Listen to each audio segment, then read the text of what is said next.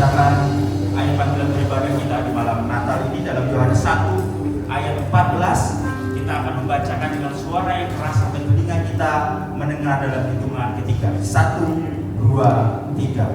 Firman itu telah menjadi manusia dan diam di antara kita, dan kita telah melihat kemuliaannya, yaitu kemuliaan yang diberikan kepadanya sebagai anak tunggal Bapa, penuh kasih karunia dan kebenaran. Silakan bersuara.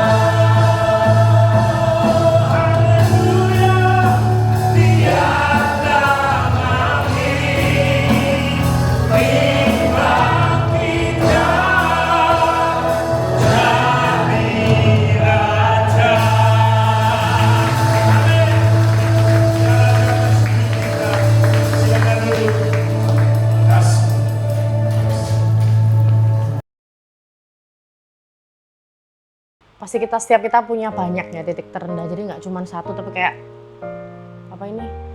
suara jantung ya, ritme jantung tuh pasti ada kadang di atas, kadang di bawah, ini kehidupan. Tapi satu titik terendah mungkin yang bukan sebuah event yang luar biasa, cuman yang aku ingat itu waktu aku SMP itu, di tengah-tengah aku tahu bahwa aku adalah anak hamba Tuhan, anaknya pendeta, anaknya gembala, tapi nggak bener-bener kenal Tuhan Yesus gitu. Jadi aku pakai hidupku sembarangan, banyak omong yang sia-sia, omongan yang jelek-jelek itu yang keluar. Bahkan di sekolah tuh aku dicap, wah ini wanita cewek nggak bener nih, wanita nggak bener nih, karena dari mulutku tuh selalu keluar sumpah serapah, semua kebun binatang dalam dan luar negeri itu keluar semua dari mulutku. Jadi kayak mereka ngelihat aku sebagai anak hamba Tuhan, tapi kehidupanku tidak mencerminkan hal itu gitu. Jadi itu bisa jadi salah satu titik terendahku bahwa ngelihat kekristenan itu ya udah sama aja kayak pendeta juga berdosa kok, manusia sama-sama manusia berdosa, jadi kayak nggak ada bedanya gitu. Ada begitu banyak pergumulan yang sudah aku lewati di dalam kehidupanku, musim kehidupan yang begitu naik turun, tetapi satu pergumulan yang begitu membuat aku cukup shock dan kaget, yaitu ketika ada vonis kanker tulang di dalam tubuhku. Dan itu membuat aku bukan hanya kaget, tetapi aku juga malu karena begitu banyak label penghakiman yang biasanya ditujukan kepada para penderita kanker. Salah satu titik terendahku di bulan Juni-Juli tahun ini, di mana aku saat itu harus ke Jakarta karena sampel sumsum tulang belakang tidak bisa dikirim dari Surabaya. Waktu itu untuk pengecekan autoimun. Dan ketika setelah tindakan pengambilan sumsum tulang belakang, aku mengalami kebocoran sumsum tulang belakang. Rasa sakitnya itu luar biasa sekali karena dibuat tidur itu nggak sakit sih, cuman posisi terlentang aja, tapi kalau miring itu sangat sakit sekali, buat duduk, buat aktivitas, makan itu sakit sekali. Jujur waktu itu bingung, kecewa, takut, campur aduk jadi satu, dan waktu itu kebetulan harus sudah dapat ya tiket jadwal pulang ke Surabaya, jadi bingung dilema antara balik ke Surabaya atau enggak dengan kondisi aku yang saat itu nggak bisa duduk sedikit pun, dan secara finansial aku juga tertekan karena banyak rumah sakit tidak bekerja sama penuh dengan asuransi. Yesus tuh sama kayak Allah dengan agama lain ya, kayak ya nggak ada bedanya. Buktinya dengan kehamba Tuhanannya orang tuaku, bahkan opa-omaku itu sama aja dengan orang-orang yang nggak mengenal Yesus gitu loh. Jadi kita mengenal Yesus atau enggak tuh kayak sama aja gitu. Jadi ya tahu dari kecil, dari sekolah minggu, guru-guru sekolah minggu, bahkan di sekolah pun saya belajar bersekolah di sekolah Kristen, tapi cuman sekedar tahu aja bahwa Tuhan Yesus itu baik, Tuhan Yesus menyelamatkan kita, Tuhan Yesus setia, panjang sabar, dan semuanya yang ada di Alkitab yang baik-baik itu, tapi nggak benar-benar mengalami. Ya tahu kalau Tuhan Yesus itu setia, tapi kayaknya aku nggak pernah ngalamin kesetiaannya Tuhan dalam kehidupanku gitu. Tahu kalau Tuhan Yesus itu baik, bahkan nggak cuman baik, tapi sangat baik, amat baik yang dikerjakan Tuhan dalam kehidupan kita. Tapi secara personal aku nggak pernah merasakan kebaikan itu gitu, karena aku ngelihat dan merasakan sendiri dalam kehidupanku, ya nggak ada bedanya antara anak Tuhan atau bukan anak Tuhan, orang Kristen atau bukan orang Kristen, kenal Yesus sama nggak kenal Yesus, ya sama aja gitu. Yang aku tahu, yang aku dengar selama ini di dalam aku mengiring Yesus, yaitu kalau aku baik-baik hidupnya, kalau aku melayani, kalau aku tidak berbuat jahat, percayalah ketika kita setia, Tuhan itu setia, Tuhan pasti akan menjauhkan kita dari segala bahaya, melindungi kita, bahkan dijauhkan dari segala sakit penyakit. Tetapi ketika aku mengalami sakit, aku mulai mengoreksi diriku, apa yang kurang dalam hidupku sehingga aku mengalami semua ini.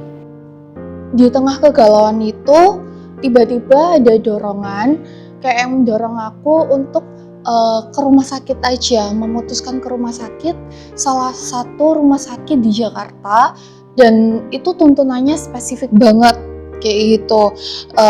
Ternyata rumah sakit itu juga bisa cashless dengan asuransiku. Di sana aku bertemu tim pain management, meskipun di situ ternyata tim pain management bilang sakitku ini langka, dan aku merasa Tuhan tetap menuntun langkahku sih, meskipun aku lagi merasa marah dan gak mengerti. Aku waktu itu juga bingung juga harus mencernanya gimana.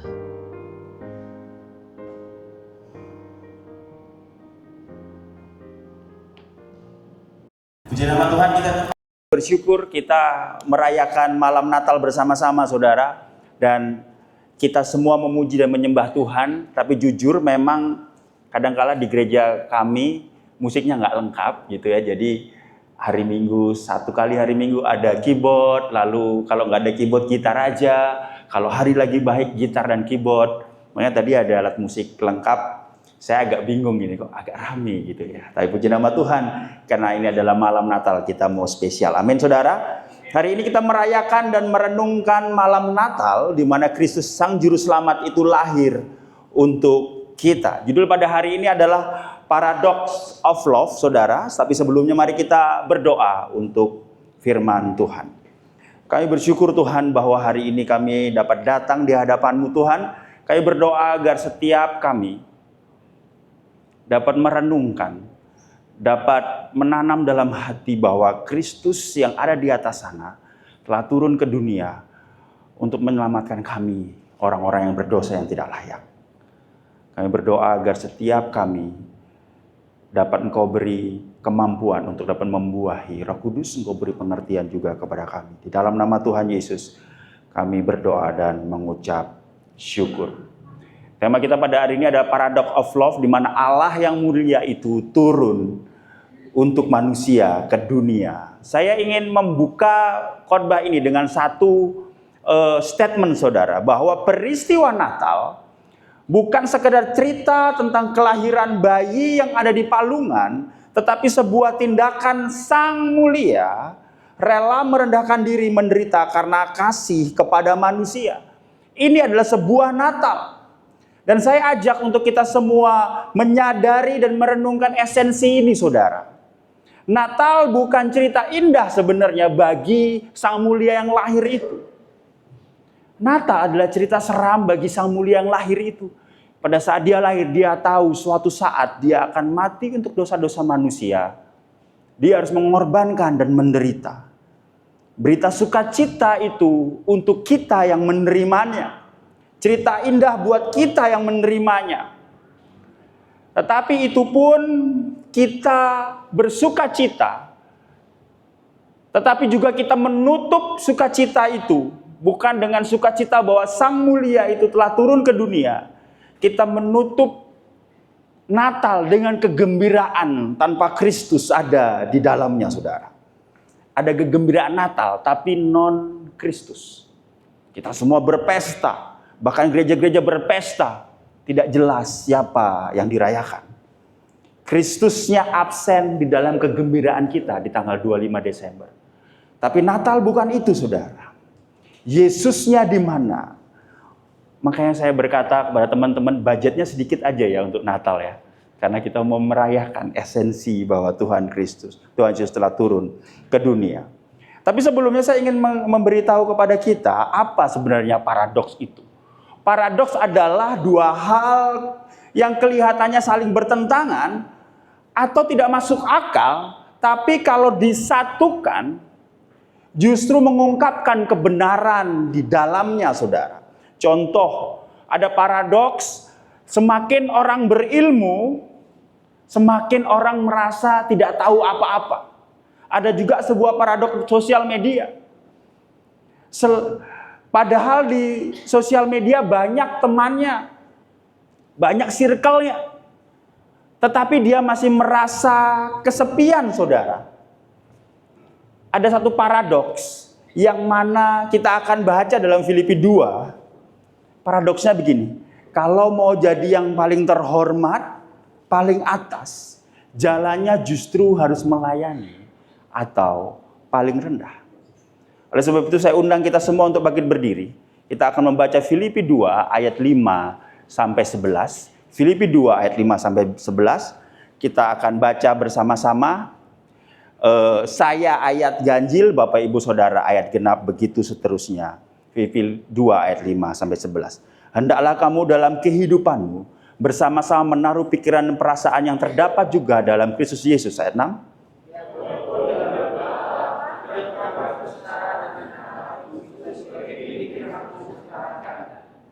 Melainkan telah mengosongkan dirinya dan mengambil rupa seorang hamba dan menjadi sama dengan manusia.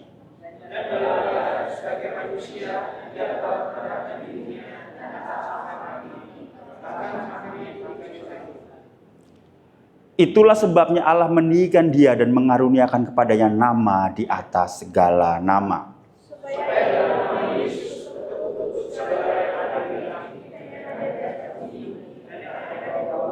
Sama-sama ayat 11, 1, 2, 3. Dan segala lidah mengaku Yesus Kristus adalah Tuhan bagi kemuliaan Allah Bapa. Silakan duduk saudara. Saudara, apa yang sebenarnya yang melatar belakangi Paulus untuk menulis surat ini, saudara? Ternyata ada sebuah perpecahan di jemaat Filipi, ada sebuah egoisme, yang mana egoisme dan perpecahan ini mengandung satu kata bahwa aku. Penuh kepentingan tentang aku dan berharap sebuah pujian. Saudara, meskipun jemaat di Filipi adalah jemaat yang baik, tetapi ada keretakan di situ mengenai keakuan. Aku. Nah, Paulus melihat potensi itu dan mencari apa penyebabnya, dan ternyata penyebabnya adalah banyaknya kepentingan sendiri dan berharap puji-pujian manusia yang Paulus ajarkan adalah sia-sia. Mereka mengenal Kristus tetapi tidak menghidupi pikiran dan perasaan yang kita baca di ayat 5 tadi, terkandung di dalam Kristus itu.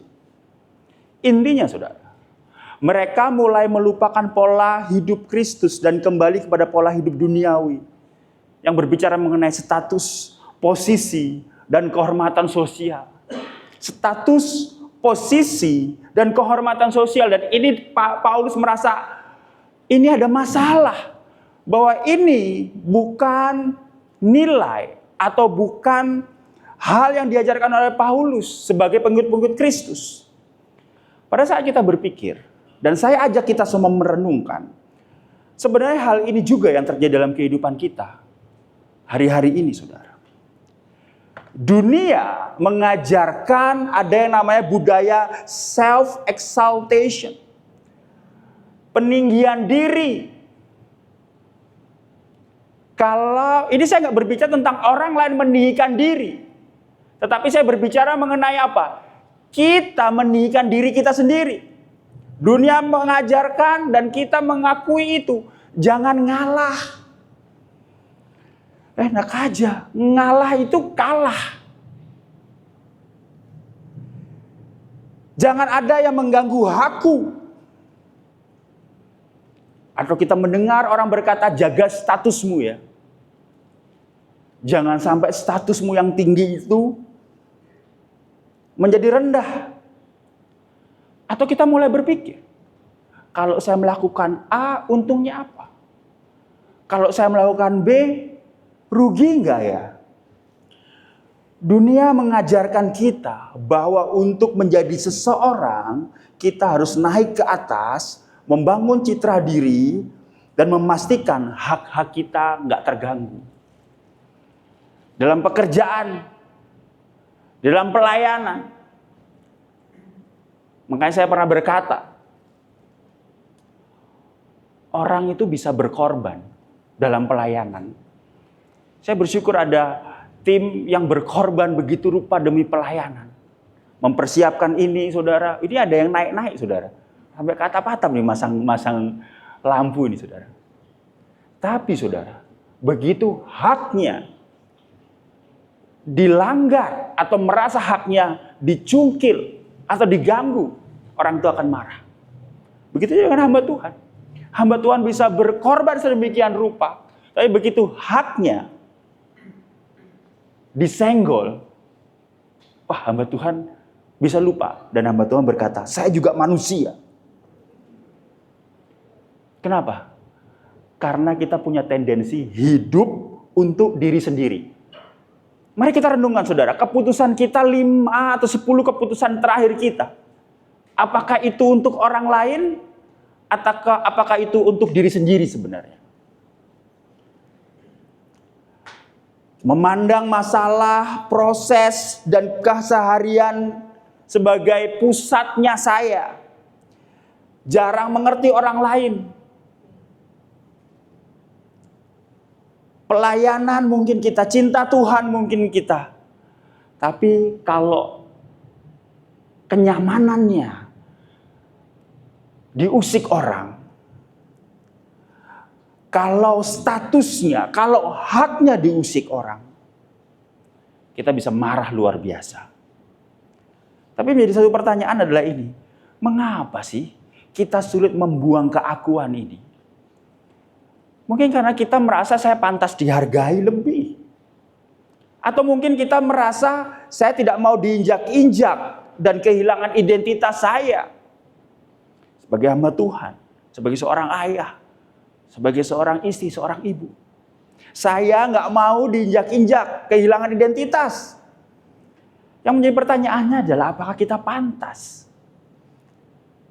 Apakah kita bisa? Apakah kita layak? Suatu saat saudara, ada teman saya ini kelihatan dia gila hormat saudara. Bukan orang gila, gila hormat saudara.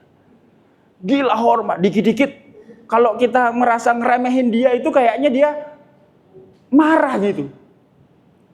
Berhala pengakuannya tinggi sekali. Tapi saudara, seringkali kita nggak sadar kalau kita seperti itu. Kenapa? Karena kita hidup untuk diri kita sendiri. Langsung saya kasih tahu ke dia. Ya, ini sambil bercanda sama teman-teman kuliah saya. Bro, kamu kenapa marah? Aku nggak dihormati. Masa dia nggak tahu siapa saya? Oh, kamu perlu dihormati. Iya. Ya udah. Kamu ke kantor cabang BCA. Masuk, satpam pasti akan kasih hormat kamu. Jadi bapak ibu sekalian di sini yang perlu hormat, nggak usah jauh-jauh ke kantor BCA aja. Pasti selamat siang Pak, ada yang bisa saya bantu. Pasti dihormati. Itulah kita. Dan itu adalah kita. Dan ini ketakutan kita. Kita merasa bahwa jika kita tidak meninggikan diri, maka kita akan dilupakan. Karena kita merasa bahwa pendapat orang, diingat orang adalah sesuatu yang luar biasa. Kita juga takut menjadi kurang jika memberi atau mengalah.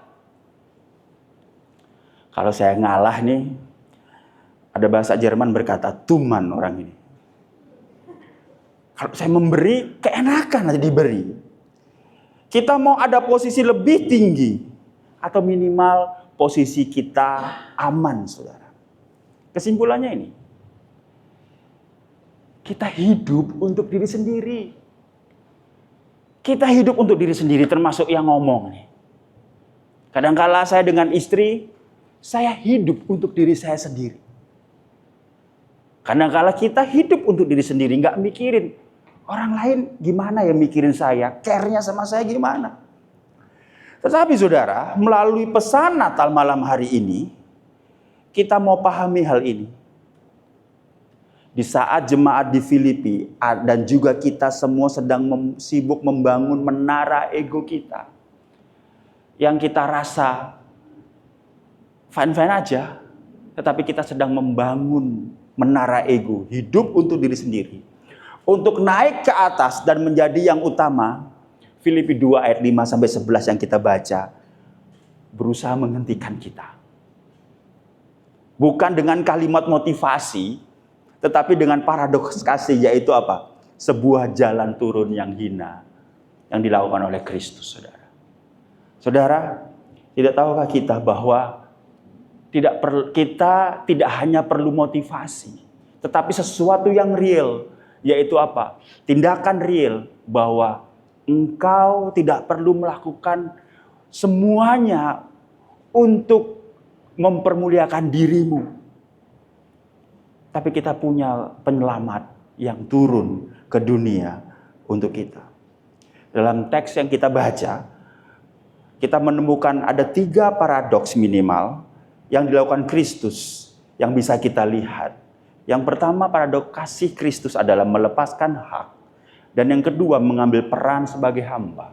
Dan yang ketiga adalah merendahkan diri. Yang pertama, saudara, paradoks kepemilikan, melepaskan hak demi kasih. Hendaklah kamu dalam hidupmu bersama-sama menaruh pikiran dan perasaan yang terdapat juga dalam kasih Kristus, dalam Kristus Yesus, yang walaupun dalam rupa Allah tidak menganggap kesetaraan dengan Allah itu adalah milik yang harus dipertahankan. Ada hak yang Kristus merasa tidak perlu lagi untuk dipertahankan. Kesetaraannya tidak hilang, tetapi dia memilih untuk tidak mengenakannya karena dia sedang menjadi manusia, saudara. Tetapi keilahiannya tidak hilang. Allah tetap setara, tetapi di tengah-tengah dunia ini ada hak yang tidak harus dipertahankan. Kristus tidak lagi mengenakan haknya walaupun masih memilikinya. Ini dilakukan demi kasih, bukan hanya dilakukan untuk mencari keuntungan yang lebih besar. Suatu saat ada seseorang anak yang melepaskan haknya untuk menjaga ibunya yang sedang sakit. Aku melepaskan hakku, aku nggak usah kerja deh. Aku mau ibuku, aku jaga karena dia sedang sakit. Tetapi ada udang di balik itu, supaya saya dapat warisan ternyata. Ini bukan melepaskan hak karena kasih, ini karena ada apanya, saudara. Tetapi karena kasih, Kristus melepaskan haknya untuk menyelamatkan kita. Dan ini adalah paradoks yang pertama, saudara. Bahwa kepemilikan itu, keilahian itu, dia lepaskan. Walaupun dia masih menjadi sosok ilahi, tetapi dia mau melepaskan hak itu untuk turun menjadi manusia karena kasih. Suatu saat ada seorang kembar, 2 orang kembar, kok seorang kan bukan kembar ya. Ada seorang kembar bernama Semi dan Sem. Ini pernah saya ceritakan. Semi adalah hakim yang baik. Sedangkan seorang Sem adalah perampok dan pembunuh yang kejam. Suatu saat Sem ketangkep karena telah membunuh orang, merampok orang. Kebetulan yang menjadi hakim adalah Semi. Semi seorang hakim yang jujur. Seorang hakim yang tidak pandang bulu, tidak pandang kasih. Begitu melihat yang dihakimi adalah Sem. Lalu dia berkata, Sem, kamu kan ahli ekonomi, kenapa jadi seorang perampok? Ini yang tahu-tahu aja, saudara Sem. Suatu saat, tiba-tiba karena Semi adalah hakim yang baik, lalu Semi berkata, saya sebagai hakim memutuskan untuk terpidana Sem untuk dihukum mati.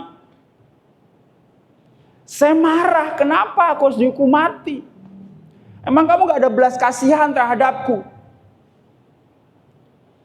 Lalu ditentukan waktu hukuman mati adalah 25 Desember. Di malam Natal, sebelum hari berganti, Semi datang di selnya Sem. Lalu Semi bilang, Sem, tukar pakaian. Biar saya yang jadi kamu. Kamu pakai pakaianku supaya kamu bisa keluar Si Sam kaget, tetapi Sammy memaksa, akhirnya Sam keluar. Yang dihukum mati adalah Sammy, saudara. Kenapa? Karena dia melepaskan hak sebagai hakim untuk Sam. Sehingga yang dihukum mati adalah Sammy, saudara. Saudara, Sammy melepaskan haknya. Ini ada sebuah ilustrasi. Tetapi ada cerita real di mana Kristus turun melepaskan haknya untuk kita menerima anugerah. Anugerah itu pemberinya tidak berkewajiban sebenarnya untuk memberi. Dan yang menerima anugerah haknya sebenarnya tidak layak untuk menerima itu. Tetapi sang pemberi akhirnya memberi. Sang menerima yang tidak menerima dan tidak layak itu tetap menerima. Ini yang sering kita dengar, saudara. Dosa itu hutang dan maut. Betul? Dosa itu hutang dan maut. Tetapi sering kita mendengarkan ada perbedaan sedikit dalam hukum pertobatan di dalam kekristenan, saudara. Kalau saya hutang sama komika ini, koko saya ini, Tretan Medura. Saya hutang sama komika, aku hutang 1 juta. Oh iya, karena kamu adikku, saya kasih 1 juta. Bulan depan, aku hutang 1 juta. Karena kamu adikku. Tapi nadanya udah beda, saudara. Karena kamu adikku, tak kasih 1 juta. Ketiga kalinya, karena kamu adikku. Tapi uangnya udah dilempar, saudara. 1 juta. 3 juta kan? Yang berikutnya saya datang kepada komika. Terakhir aku minta 1 juta. Lalu saya berkata, saya bertobat. Saya tidak akan lagi utang 1 juta kepada semua orang. Kalau di dalam kepercayaan lain, mungkin kita bilang ya udah cukup bertobat. Tapi dalam kekristenan, hutang adalah hutang. Tuhan tidak saja mengampuni dan merubah kita menjadi manusia baru. Tapi Tuhan juga menghapus hutang kita, saudara. Bisa dipahami ya? Tuhan juga menghapus hutang kita. Enak aja kita bertobat, amin. Gitu ya. Kelihatannya hidup baru. Kita masih punya hutang sebenarnya. Tapi karena Kristus menebus. Nah, makanya ada menebus. Mengampuni dan menebus, maka kita memiliki hidup yang baru. Yesus melepaskan haknya untuk dia membayar hutang itu, saudara. Yang kedua, saudara, paradoks turun, merangkul kehambaan karena kasih. Dikatakan, melainkan telah mengosongkan dirinya sendiri dan mengambil rupa seorang hamba, menjadi sama dengan manusia. Nah, saya ada nih tadi dikasih korek. Nah, saya korek. Ada kertas. Semoga kebakaran, saudara ya. Saudara, manusia adalah debu dan tanah. Pada saat Tuhan Yesus melepaskan haknya, merangkul kehambaan karena kasih, maka dia menjadi debu dan tanah juga, saudara. Dia menjadi debu dan tanah sama seperti manusia. Bedanya dia tidak berdosa. Ini adalah debu dan tanah. Saudara nggak lihat tangan saya ada debu dan tanah, ada debunya, ada abunya. Begitulah Yesus pada saat dia menjadi seorang hamba, melainkan telah mengosongkan dirinya sendiri dan mengambil rupa seorang hamba dan menjadi sama dengan manusia. Maka kita hamba debu tanah, Kristus menjadi debu dan tanah untuk kita menjadi sama dengan manusia. Pertanyaannya, kenapa dia harus melepas haknya menjadi manusia dan turun untuk kita? Karena ini, tidak ada seorang pun yang mencari Tuhan. Anda dan saya nggak pernah mencari Tuhan. Loh, kok bisa? Pendeta Stephen Tong pernah berkata, agama-agama itu terkesannya meminta kita mencari Tuhan. Orang-orang Kristen juga kesannya mencari Tuhan. Tetapi kalau tidak sadar bahwa Natal berarti Kristus lahir, mati, dan bangkit untuk engkau, maka engkau mencari Tuhan, kesannya mencari Tuhan, tetapi engkau bukan mencari Tuhan atau mencari Allah, tetapi mencari berkat-Nya, mencari kejayaannya, mencari kesehatannya, mencari kekayaannya. Engkau mencari kedamaian yang diberikan. Engkau mencari ketenangan jiwa. Pada saat aku menyembah Tuhan, aku seakan bertemu muka dengan muka. Tapi sebenarnya kita sedang tidak menyembah Tuhan. Kita mencari ketenangan, kenikmatan pada saat kita menyembah Tuhan. Bahkan kita menuhankan anugerah yang diberikan Tuhan itu. Mazmur 14 ayat 1 sampai 2, Mazmur 53 ayat 3 sampai 4, Roma 3 ayat 10 dan 12 mengatakan bahwa manusia tidak mencari Tuhan. Karenanya manusia tidak akan pernah mampu mencari Tuhan, maka Allah lah yang mencari manusia, datang sebagai manusia, menjadi hamba. Dan ini adalah perbedaan terbesar orang dengan agama yang lain dengan kita, orang-orang kekristenan. Saudara, mari engkau rasakan, saudara. Tidak hanya di malam Natal ini engkau rasakan betapa Kristus adalah indah dalam hidupmu. Pada hari ini ada satu quote dari seorang teolog yang menjadi favorit saya, saudara. Jonathan Edwards berkata begini, ada perbedaan antara mengetahui madu itu manis dan mencicipi manisnya madu. Keselamatan adalah momen saat Anda mencicipi manisnya anugerah Allah. Pertanyaannya, apakah engkau sudah mencicipi itu? Mencicipi manisnya madu, bahwa engkau punya penyelamat yang luar biasa melepaskan haknya, menjadi hamba untuk turun. Mari kita renungkan perjalanan iman kita, saudara. Apakah perjalanan iman kita dipenuhi dengan keakuanku, Tuhan memakai hidupku, aku memakai Tuhan untuk memuaskan keimananku? Atau engkau bersyukur? Engkau mencicipi manisnya madu, anugerah, keselamatan yang Tuhan beri. Sehingga kita bisa menjawab pertanyaan ini, saudara. Bagaimana kita tahu bahwa Allah menyertai dan tidak membuang kita? Melalui peristiwa Natal. Karena engkau tahu manisnya madu. Banyak orang berkata, bagaimana kita tahu bahwa Allah menyertai dan tidak membuang kita? Pada saat saya sembuh. Pada saat diberkati. Pada saat doa saya terjawab, pastor. Tapi sebagai orang yang pada malam hari ini saya ajak untuk menikmati madu yang manis itu. Keselamatan itu. Engkau akan berkata, bukti bahwa Allah menyertai dan tidak membuang saya. Karena Kristus telah turun ke dunia untuk kita. Amin, saudara. Karena Kristus telah mati untuk kita dan bangkit untuk kita. Dan akan kembali untuk menjemput kita.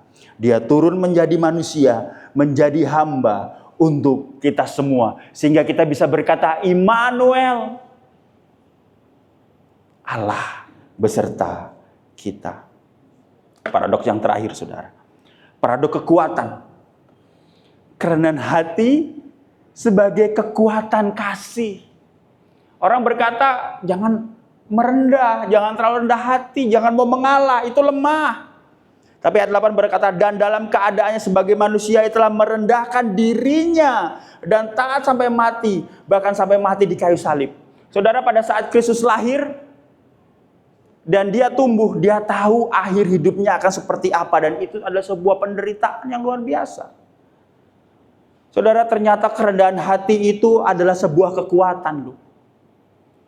Bagaimana kita merendahkan diri kita adalah sebuah kekuatan loh. Merendahkan dirinya adalah kekuatan untuk menebus dosa dan menjadikan kita ciptaan baru. Dia merendahkan dirinya, masuk ke lumpur untuk mengangkat kita. Apa perbedaan keselamatan atau jalan keselamatan orang Kristen dengan kepercayaan-kepercayaan lain. Ini saudara, ada sebuah ilustrasi pasir hisap saudara. Ada seorang yang tenggelam dalam pasir hisap. Ko Iwan, ini saya kasih ilustrasi. Ko Iwan sedang ada di padang pasir Himalaya saudara. Sedang bikin konten I Declare saudara. Tolong follow I Declare ya saudara ya. Ini Ko Iwan. Sedang mengambil konten I Declare. I Declare udah diangkat Tuhan gitu ya. Jadi dia punya budget untuk ke Himalaya, ke padang pasir gitu. Tiba-tiba ada pasir hisap saudara. Ini perbedaannya kekristenan dengan agama lain.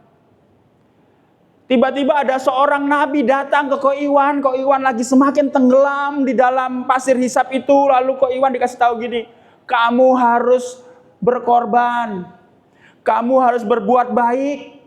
Kamu harus pergi ke tempat yang telah saya tentukan untuk kamu bisa keluar dari pasir hisap itu. Ko Iwan gak bisa, dia berusaha. Tiba-tiba datang seorang guru yang baik. Kalau kamu mau untuk bisa selamat, Iwan, kamu harus melakukan bakti. Kamu harus menolong banyak orang. Ayo, lakukan. Semua agama melakukan itu. Dan tidak bisa. Karena apa? Yang dituntut adalah bagaimana Ko Iwan usaha supaya dia bisa keluar dari pasir itu, pasir hisap itu. Nggak bisa, saudara. Tiba-tiba datanglah Yesus. Dia tidak menyuruh Ko Iwan untuk berbuat baik, melakukan banyak hal, harus melakukan ibadah ke Israel. Ada di sini yang merasa kalau ke Israel itu jadi selamat, enggak kan? Pinter-pinter semua soalnya. Saudara, tiba-tiba Sang Yesus tidak menyuruh Ko Iwan untuk keluar dari pasir hisap itu, tetapi dia datang kepada Ko Iwan dan berkata, pegang tanganku. Aku gak bisa Tuhan. Aku yang menarik. Masih gak bisa Tuhan. Lalu Yesus turun ke pasir hisap itu. Dan berkata, injak badanku untuk kamu keluar.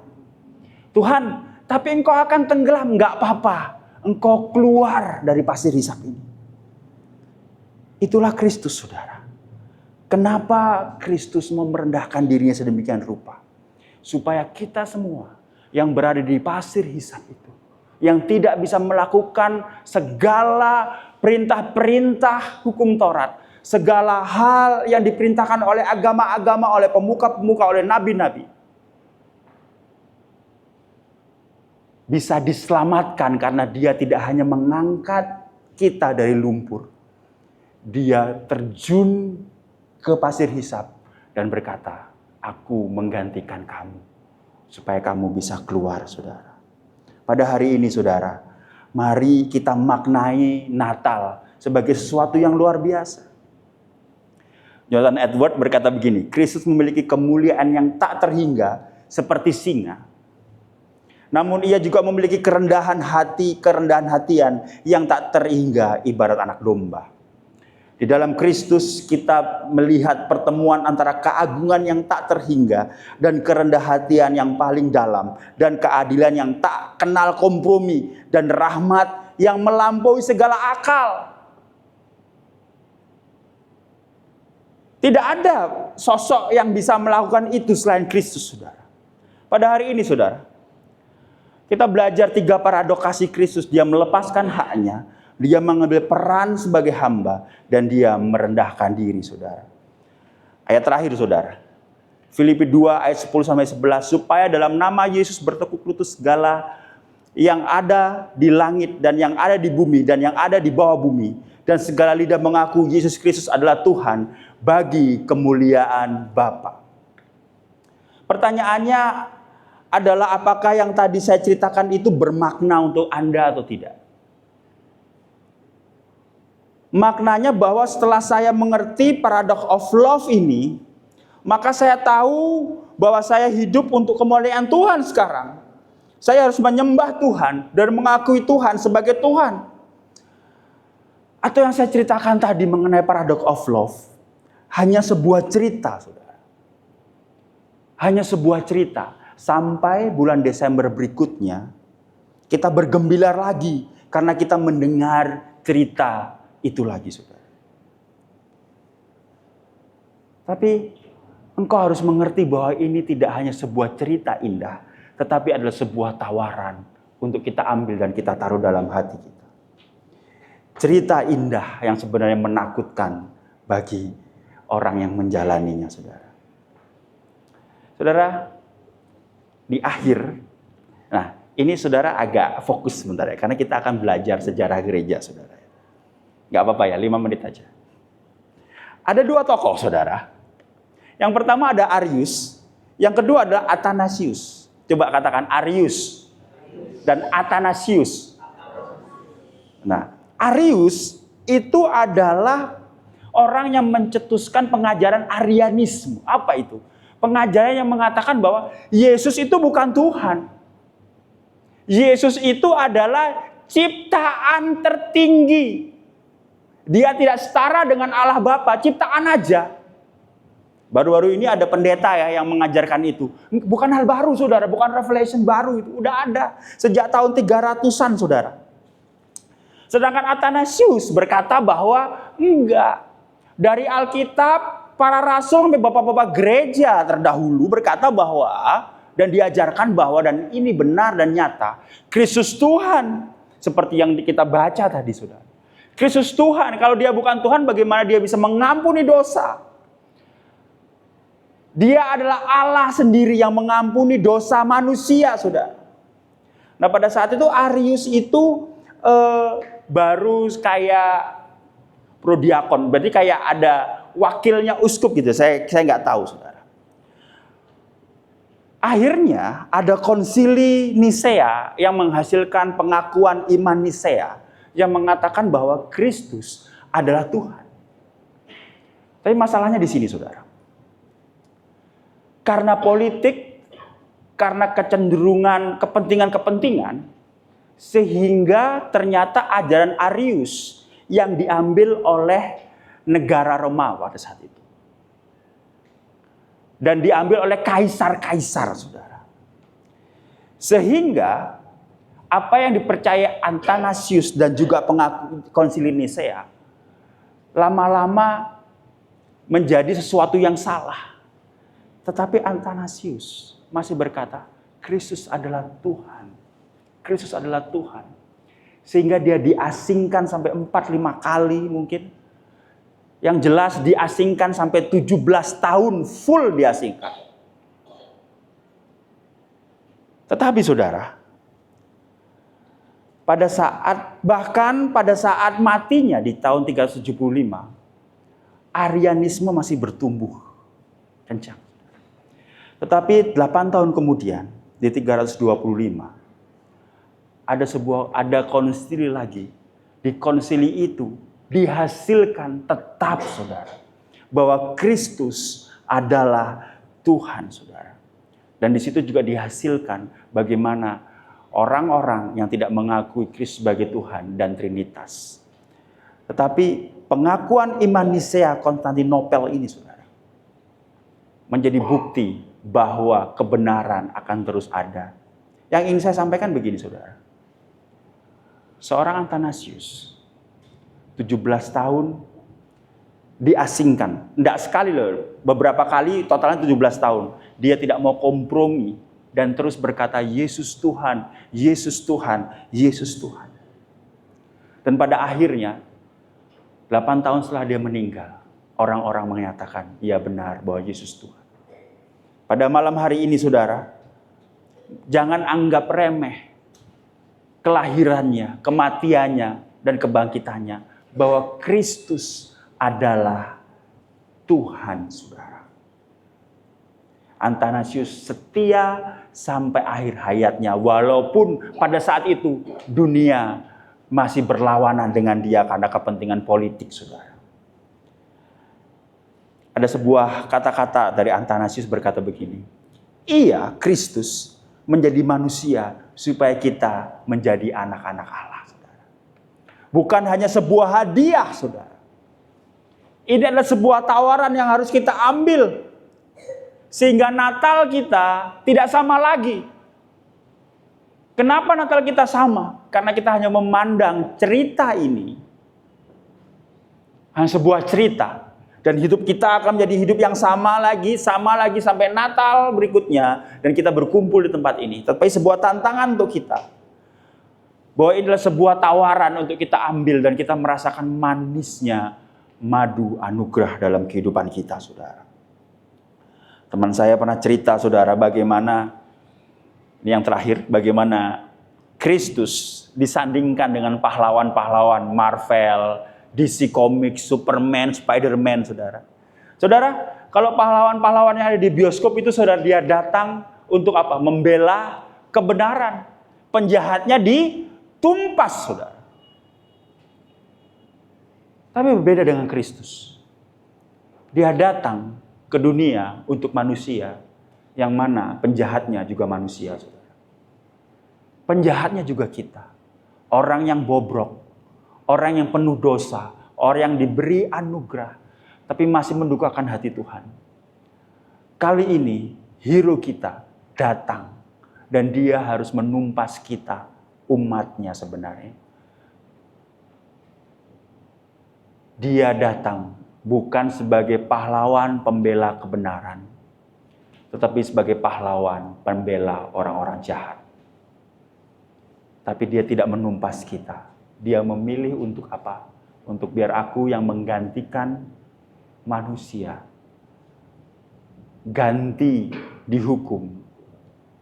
Sehingga manusia yang tidak layak itu, karena aku mengasihi, mendapatkan hidup yang kekal dan pengampunan, saudara. Pada hari ini kita belajar tentang paradoks dari kasih Kristus. Dia yang tinggi melepaskan haknya. Dia yang Tuhan menjadi manusia untuk kita. Dan dia merendahkan dirinya sehingga kita dapat ditinggikan dan menjadi dekat dengan Bapa di surga karena telah diperdamaikan. Mari kita berdoa. Kami bersyukur hari ini bahwa Tuhan telah menjadi penyelamat kami. Kami berdoa, Tuhan, ajar kami untuk kami nggak melihat ini sebagai sebuah cerita tahunan, tapi ajar kami untuk kami melihat ini sebagai sebuah tawaran yang kami harus pegang, sehingga kami bisa merasakan manisnya Kristus.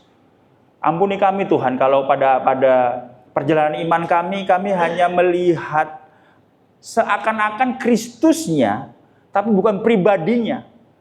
Tetapi saya mencari kedamaian yang diberikan Kristus. Kekayaan yang diberikan Kristus.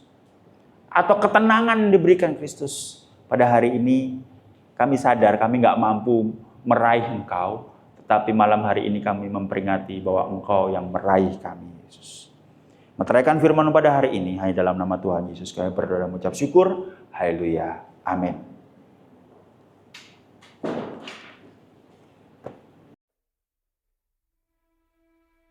Waktu itu aku ikut, jadi di sekolahku setiap kali mau ujian akhir itu kita selalu diboyong ke salah satu gereja untuk mendoakan ujian kita agar ujian kita tuh bisa lancar, nilainya baik gitu kan.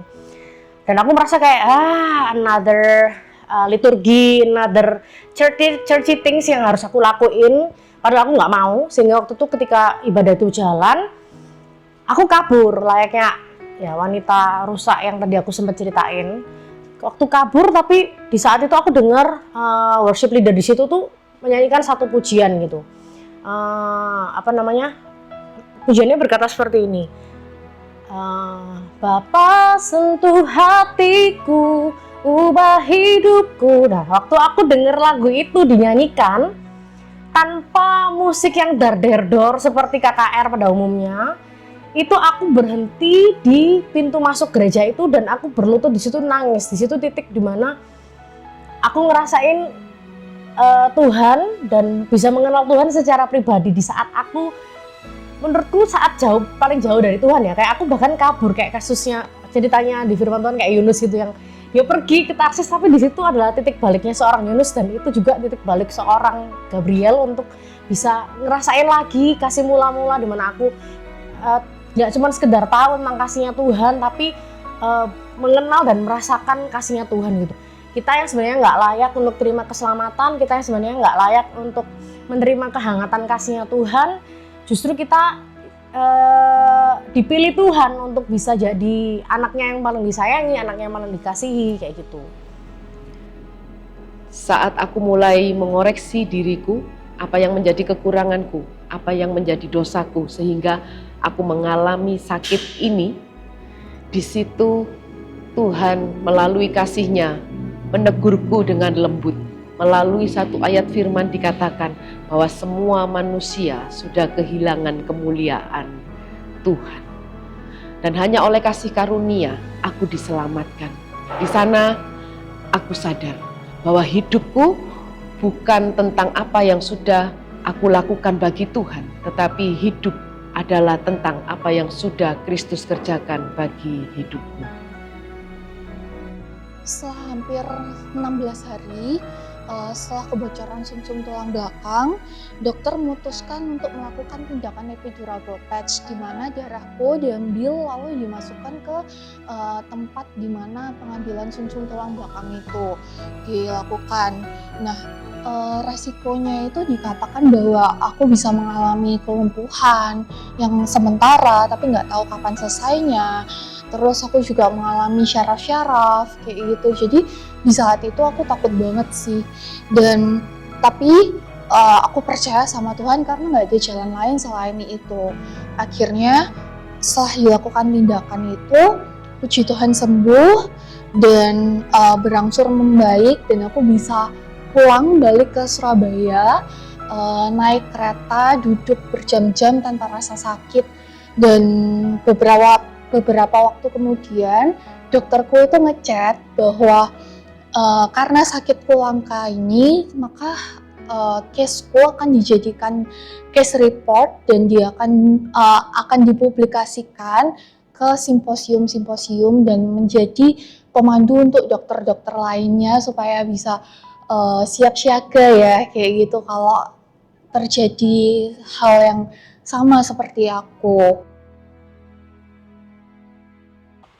Timingnya Tuhan tuh nggak pernah salah. Mungkin kamu sekarang lagi ada di titik terendahmu, lagi ada di, mungkin bukan titik terendah, tapi titik yang di tengah-tengah, mungkin bukan di titik tertinggimu, tapi dimanapun Tuhan tempatin kamu, di titik terendahmu, di tengah-tengah, bahkan mungkin ketika kamu di atas sekalipun, Tuhan itu ada di situ gitu. Jadi jangan mengira kalau ketika aku di bawah baru Tuhan tuh ada memeluk aku, menghangatkan aku, enggak. Tapi di saat-saat tinggi ketika kita tuh merasa wah ini kehidupan yang luar biasa, tetap ingat sama Tuhan karena Tuhan akan Tuhan tuh senantiasa ada bersama-sama dengan kita dan nggak akan pernah ninggalin kita di titik manapun kita berada gitu. Dan kalaupun ini titik terendahmu yang kamu ngerasa Tuhan tuh nggak ada, Tuhan tetap ada di situ gitu. Jadi kalau Tuhan panggil kamu di titik manapun kamu berada, di musim hidup apapun kamu saat ini, dan Tuhan panggil kamu saat itu, percaya Tuhan juga yang akan memperlengkapi, Roh Kudus yang akan menguatkan, dan anugerahnya juga akan menopang kamu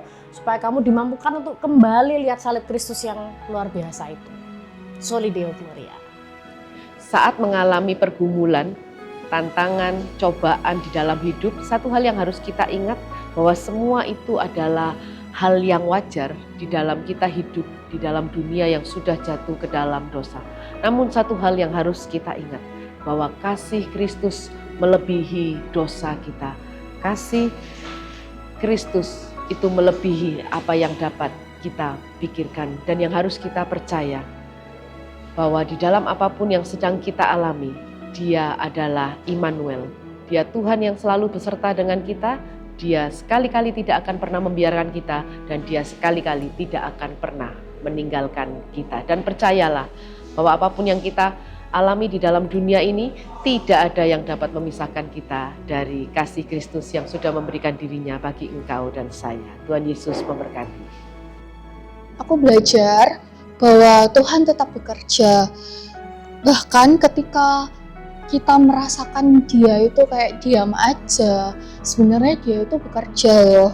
Dan kadang melalui proses yang paling menyakitkan, Tuhan sedang buka jalan, bukan hanya untuk memulihkan kita, tapi untuk jadi berkat.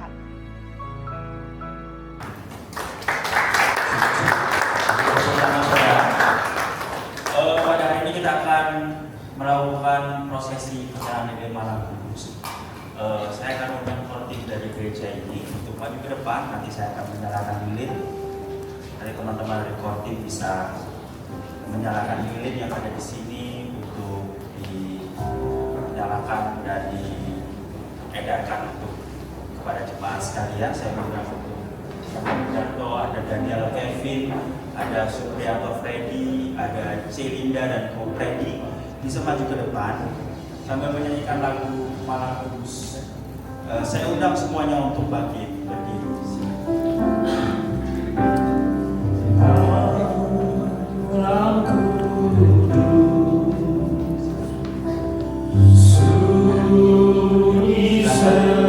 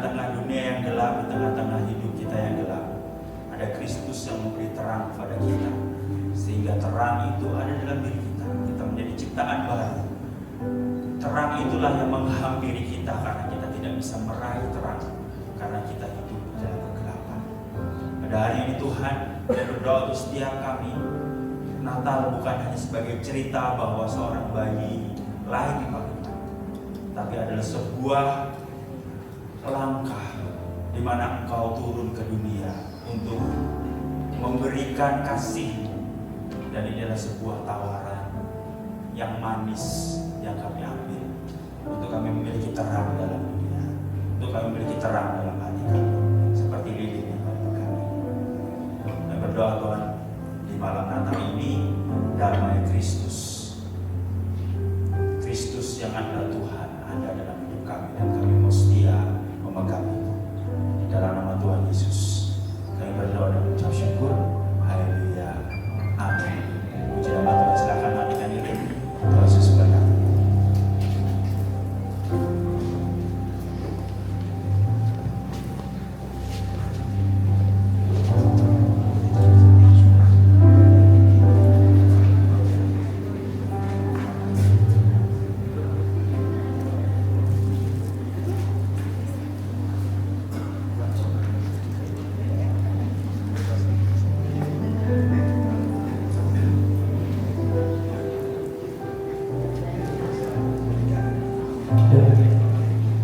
Shalom Bapak Ibu Saudara sekalian, berkati dengan firman yang tadi disampaikan.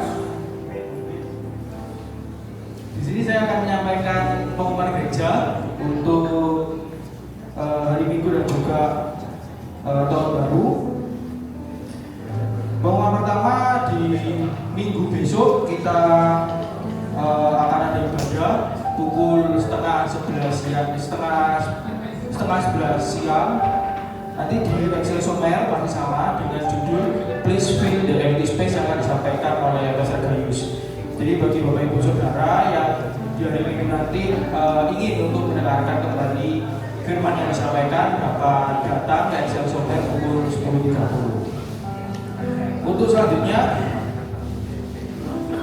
gereja juga akan mengadakan ibadah tutup tahun dan juga tahun baru nanti sekalian di Kapel. Jadi untuk ibadah tutup tahunnya akan dilaksanakan tanggal 31 Desember 2025 di Excel Somer pukul 7 malam. Jadi bagi Bapak Ibu Saudara yang ingin untuk kita berkumpul bersama, berdoa di malam tahun baru dan berdoa juga untuk tahun baru di 2026 dengan penyertaan Tuhan. Jadi Bapak Ibu Saudara dapat hadir untuk kita bersama beribadah.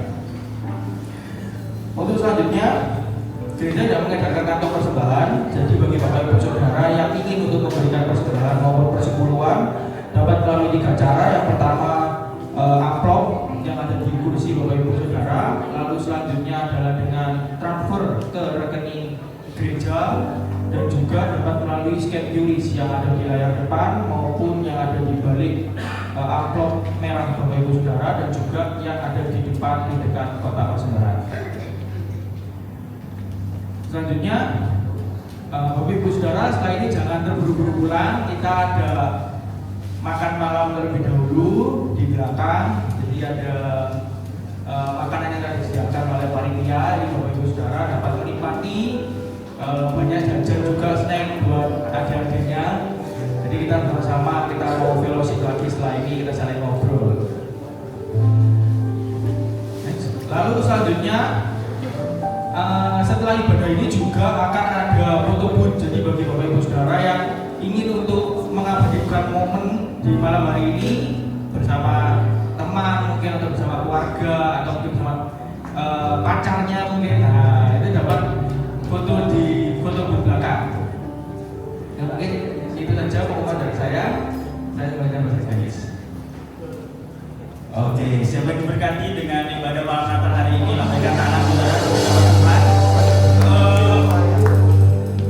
Saya juga mau berterima kasih kepada para panitia dan juga pelayan dari Evangelis Surabaya Timur. Bisa lambaikan tangan semua pelayan dan beri tepuk tangan untuk mereka.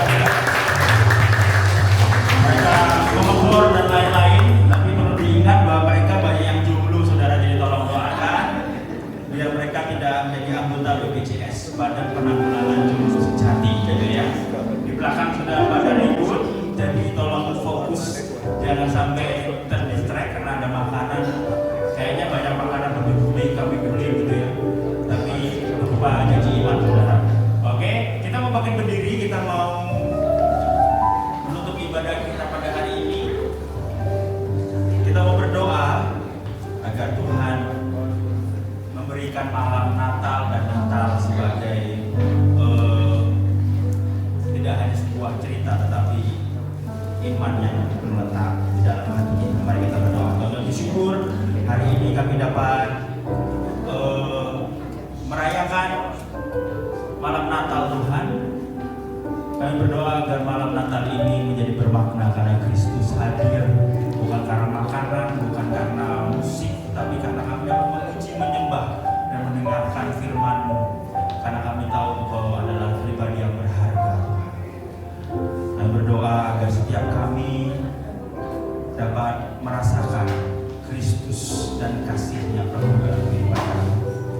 Dan saatnya mau kami berkati jemaat-Mu, jemaat angkat tangan-Mu, terimalah berkat dari Tuhan. Jemaat yang dikasih Tuhan, mari pulanglah. Terimalah berkat dari Allah Bapa, hiburan dan cinta kasih pengorbanan Tuhan Yesus Kristus. Biarlah persekutuan yang manis dengan Roh Kudus menuntunmu untuk tetap setia